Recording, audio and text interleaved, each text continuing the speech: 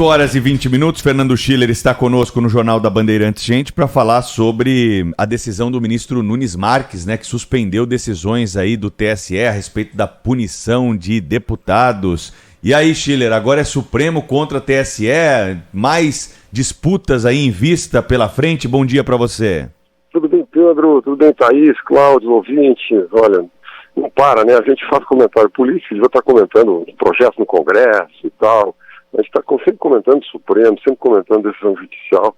E esse caso, vou para explicar para os ouvintes, né? O deputado Fernando Francischini, que é um deputado federal lá do Paraná, ele é um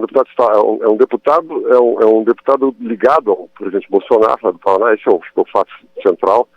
E ele é um deputado que questiona as urnas eletrônicas. Ele apoiou o processo todo no Congresso de apoio ao voto impresso, etc, etc.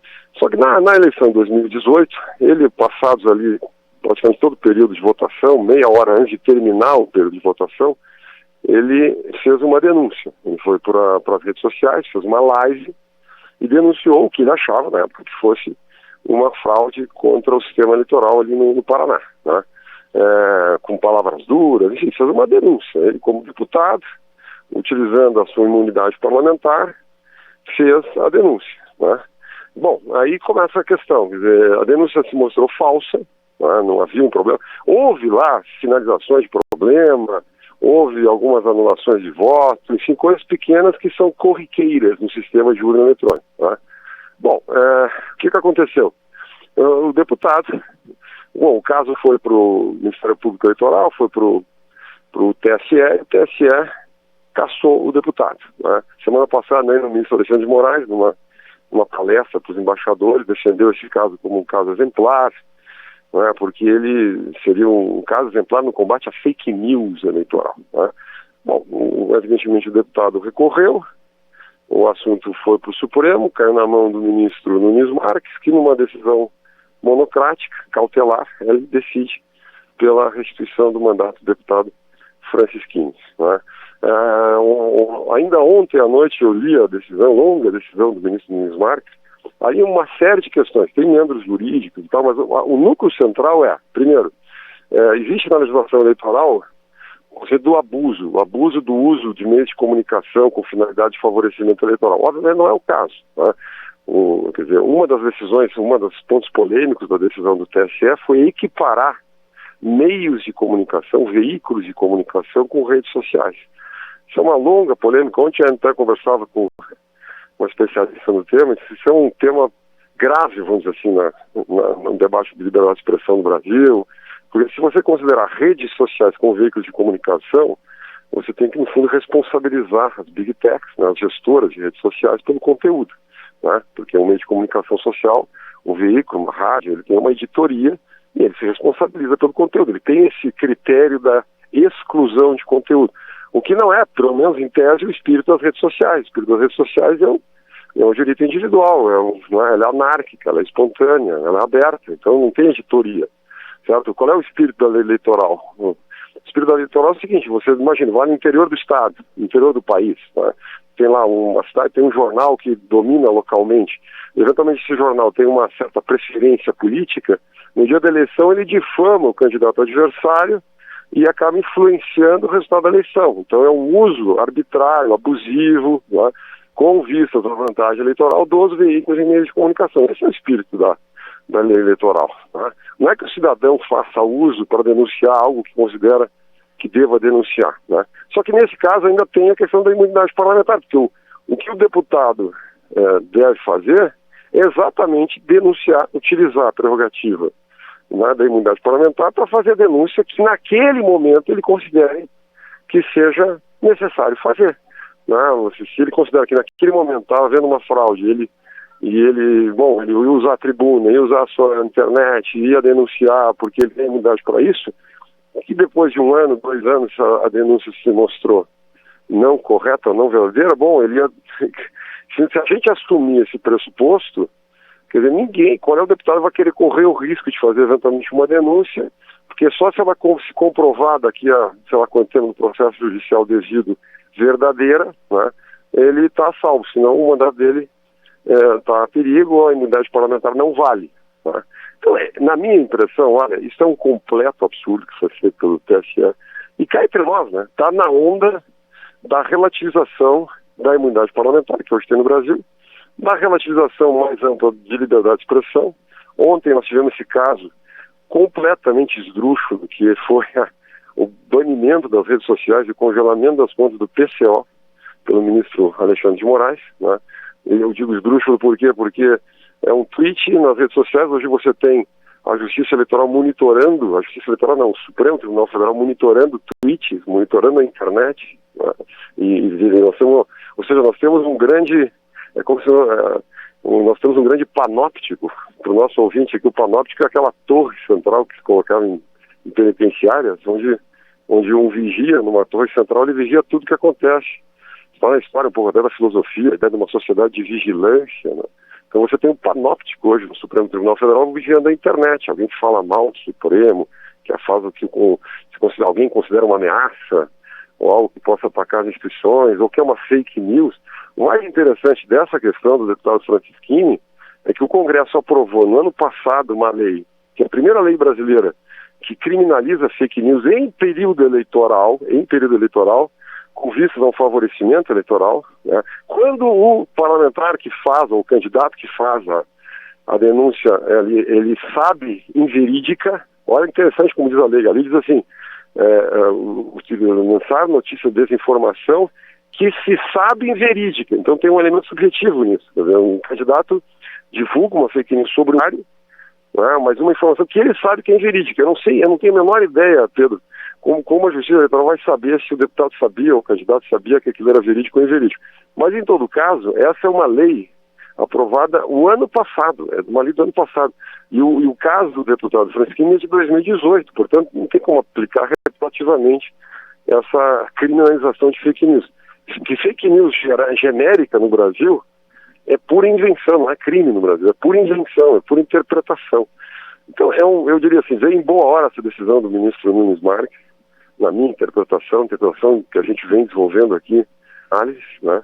Agora vamos ver se o Pleno sustenta isso. Eu acho que essa decisão, que vai ser, obviamente, vai para o Pleno Supremo, é paradigmática, para saber até que ponto existe imunidade parlamentar no Brasil. E aqui, vamos lá, nós não estamos falando de um caso como o deputado Daniel Silveira, que é uma ofensa, que ameaça a violência, nada disso. Nós estamos falando de uma denúncia que foi feita por um deputado sobre o sistema eleitoral, que entre nós é a função de um parlamentar.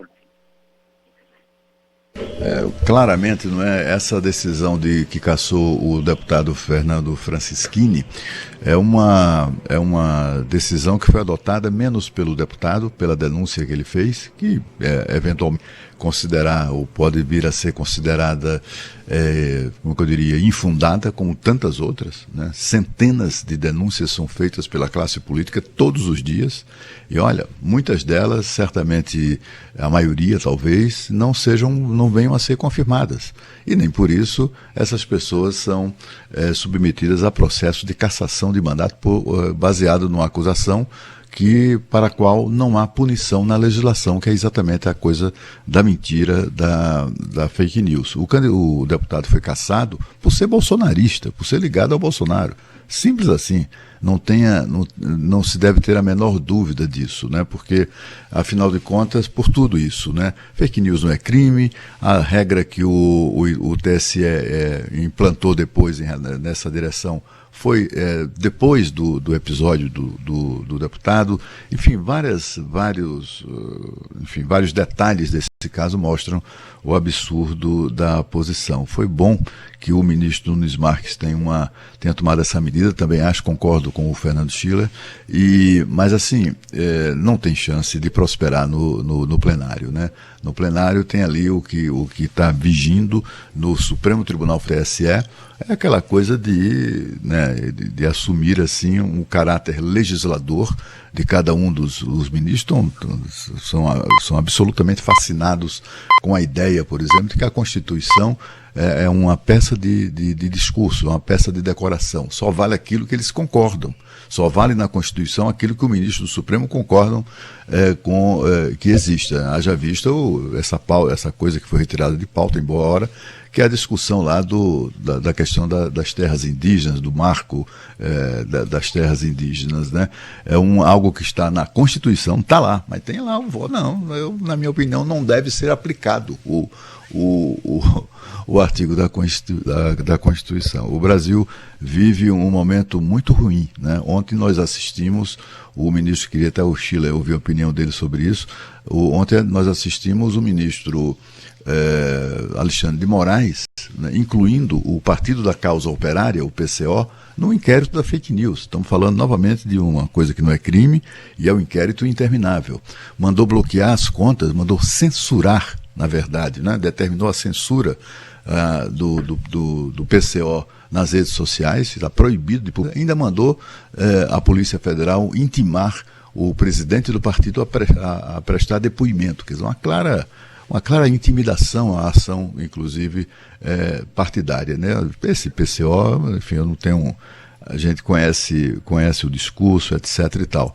Mas o ministro toma essa decisão no dia seguinte, em que o PCO publicou lá um post nas redes sociais, dizendo que o ministro chama o ministro Alexandre de Moraes de skinhead de toga. Bom, se isso é algo que justifique uma violência dessa natureza, o Brasil precisava discutir essa questão também. Olha, Cláudio, foi uma observação rápida sobre isso. A minha impressão é que nós passamos há muito tempo do limite, de qualquer limite razoável. Nós tivemos aqui em São Paulo, recentemente, o ministro Supremo mandando a Polícia Federal interceptar uma mesa de bar no Clube Pinheiros. Então, imagina o seguinte, você tem uns sócios no bar do clube falando mal do ministro, que é um direito do cidadão falar mal do presidente, do senador, do deputado, do vereador, do ministro, de nós aqui no programa, Jornal Gente, espero que não fale, mas vamos lá, né? Agora você, o ministro, telefona para a Polícia Federal e manda intimar, manda acossar, ou manda intervir numa mesa de bar. Nós tivemos isso no Brasil. A sociedade está calada com isso. A verdade é essa, está uma situação, e boa parte da imprensa está calada com isso. Se dizia que a perseguição havia ao bolsonarismo, né? E acho que existe muito isso, acho que existe muita predileção política, é óbvio, na fala de alguns ministros. Mas o que aconteceu ontem, na minha visão, é de uma gravidade inacreditável, né? E tu tens toda a razão, não é pelo tamanho do PCO, nem pelas ideias do PCO. Os partidos têm direito às suas ideias, concorde ou não com elas. Mas eu não tinha visto ainda na história da democracia brasileira um partido político, né, ser censurado, ser banido de redes sociais, né, ter as suas contas caçadas, porque fez uma crítica dura, eventualmente com a qual eu posso concordar ou não, posso achar simpático ou não. Isso é um direito à expressão do partido político, uma liberdade de opinião, de visão política, de visão de mundo do partido político. Os eleitores julguem. Além do que, não há nenhum critério de realidade nisso, porque qual é a possibilidade real de um partido como o PCO ameaçar a democracia brasileira? Qual é o impacto que pode ter isso nas instituições, etc. E houve alguma convocação à violência no sentido objetivo do conceito que poderia justificar algum tipo de ameaça? Qual é o fake news não é crime no Brasil? Então nós estamos numa paralegalidade no Brasil. A verdade é essa. Nós vivemos hoje uma paralegalidade no Brasil nessa área. Na minha visão já passou há muito dos limites. E a minha dúvida é como é que vai se desmontar esse aparatique, né? Essa grande estrutura de monitoramento de opinião completamente indevida que se criou na estrutura do Estado brasileiro. Pois é, isso que eu queria te ouvir também, Schiller, porque esse caldo todo que você coloca já é muito grave. Agora, se a gente pensar que nós vamos ter eleição daqui 3, 4 meses, isso toma uma dimensão maior, né? Qual que é a saída dessa história? Olha, a minha impressão é que é uma situação muito delicada, porque não há sinais, não é, de que as pessoas estejam tomando consciência disso. A minha impressão é que muita gente ontem botou as barbas de molho, Thaís. Porque eu conversava com muita gente ontem, inclusive autoridades, que eu queria até não citar aqui, estão muito constrangidas com isso, né? Alguns atribuem até ao temperamento do ministro Alexandre de Moraes, eu não atribuo, acho que é uma convicção dele, né? Ele considera que, por exemplo, voltou a censura prévia no Brasil. Eu lembro da ministra Carmen Lúcia dizendo que o cala-boca já tinha morrido. Lembra disso? Cala a boca, já o próprio ministro Alexandre de Moraes, em questão de 2 semanas atrás, fez uma palestra, dizendo que a liberdade de expressão tinha que ter limite, mas não era admissível a censura prévia. Bom, mas quando ele bane o PCO dos meios de comunicação, ele está fazendo censura prévia. Certo? Ele não está processando o Rui Costa Pimenta, que é o presidente do PCO, por ter dito. Recentemente, um jornalista chamado Cláudio Lessa foi banido do Telegram. Houve uma determinação também do ministro Alexandre de Moraes para banir o Cláudio Lessa. Eu não concordo com nada, não conheci o Cláudio Lessa, mas ele foi banido, se chama censura prévia. Então o cala-boca não morreu no Brasil. Ele está muito bem estruturado no seio do Estado brasileiro. Se tu me pergunta como vai desmontar isso, eu só posso imaginar que é uma reação da sociedade, da mídia, dos meios de comunicação, enfim, da sociedade civil, alertar o que está acontecendo no Brasil, que no fundo é um pouco o papel, a função que a gente está tentando desempenhar nessas discussões aqui. Fernando Schiller, sempre conosco aqui no Jornal Gente da Rádio Bandeirantes, comentando os assuntos da política e também da justiça. Schiller, um abraço para você, bom fim de semana, até semana que vem. Para vocês tá... Rede Bandeirantes de Rádio. Atenção! Com a chegada da época mais fria do ano, a cidade de São Paulo reforça o trabalho de apoio à população em situação de rua por meio da Operação Baixas Temperaturas.